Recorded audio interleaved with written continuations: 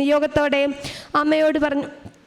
കെഞ്ചി ചോദിച്ചതിൻ്റെ ഫലമായിട്ട് 17-ാം തീയതി ഉച്ച കഴിഞ്ഞ് വിളിച്ചപ്പോൾ കുഞ്ഞിൻ്റെ പനി കുറവുണ്ടെന്ന് പറഞ്ഞു. 17-ാം തീയതി ഏതാണ്ട് ഒരു 6 മണി 6:30 സമയത്ത് ഞാൻ റൂമിലിരുന്ന് പ്രാർത്ഥിക്കുമ്പോൾ യാക്കോബെ അച്ഛനോട് ഫോണിൽ സംസാരിക്കുമ്പോൾ ഞാൻ പറഞ്ഞു, എപ്പോഴും ഞാൻ പ്രാർത്ഥിക്കുമ്പോൾ തിരുഹൃദയ ഈശോയെ തന്നെ കാണുന്നു അച്ഛാ. വീണ്ടും ആ സമയത്ത് സംസാരിച്ചുകൊണ്ടിരിക്കുന്ന അതേ സമയത്ത് തിരുഹൃദയ ഈശോ ആണിപ്പഴുത്തുള്ള കരം എൻ്റെ കുഞ്ഞിന് നേരെ നീട്ടുന്നത് ഞാൻ കണ്ടു. ദൈവം കൊടുത്ത വലിയ സൗഖ്യമായിരുന്നു അത്. ആ സമയം തന്നെ കുഞ്ഞിൻ്റെ പനി വിട്ടുമാറി. പിന്നീട് കുഞ്ഞിനെ പനിച്ചില്ല. പക്ഷേ വീണ്ടും ഡോക്ടേഴ്സ് എൻ്റെ ഹസ്ബൻഡിനെ വിളിച്ചു പറഞ്ഞു, പനി മാറിയെങ്കിലും ഞങ്ങൾക്കൊന്നും പറയാൻ പറ്റില്ല, കാരണം ന്യൂമോണിയ ഇപ്പോഴും കൂടി തന്നെയാണ് നിൽക്കുന്നത്. പക്ഷെ പനി മാറി എന്ന് കേട്ടപ്പോൾ തന്നെ എനിക്ക് സമാധാനമായി.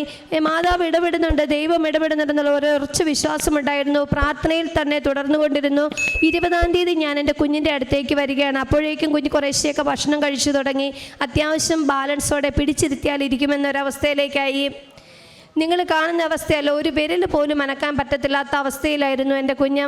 20-ാം തീയതി തിരിച്ച് ഹോസ്പിറ്റലിൽ എത്തുമ്പോഴേക്കും ഹസ്ബൻഡ് വീണ്ടും ഡൗൺ ആയിരിക്കുകയാണ്. ഞാൻ കാണുമ്പോൾ എന്നോട് പറഞ്ഞു, ഇതെല്ലാം കഴിഞ്ഞപ്പോൾ ഇപ്പോൾ ഇതേ കുഞ്ഞിന് ഫിക്സ് വന്നു. ഞാൻ ഈശോയുടെ പുറത്ത് ഐസിന് വെളിയിലിരുന്നുകൊണ്ട് പറഞ്ഞു, നീ നീട്ടിയ കരമാണെങ്കിൽ പിൻവലിക്കില്ല എന്ന് എനിക്ക് ഉറച്ച വിശ്വാസമുണ്ട്. ആ ഉറച്ച വിശ്വാസത്തോടെ ഞാൻ പുറത്തിരുന്ന് എൻ്റെ കുഞ്ഞിനൊന്നും സംഭവിക്കില്ല, ദൈവം അവനെ കാത്തുകൊള്ളും.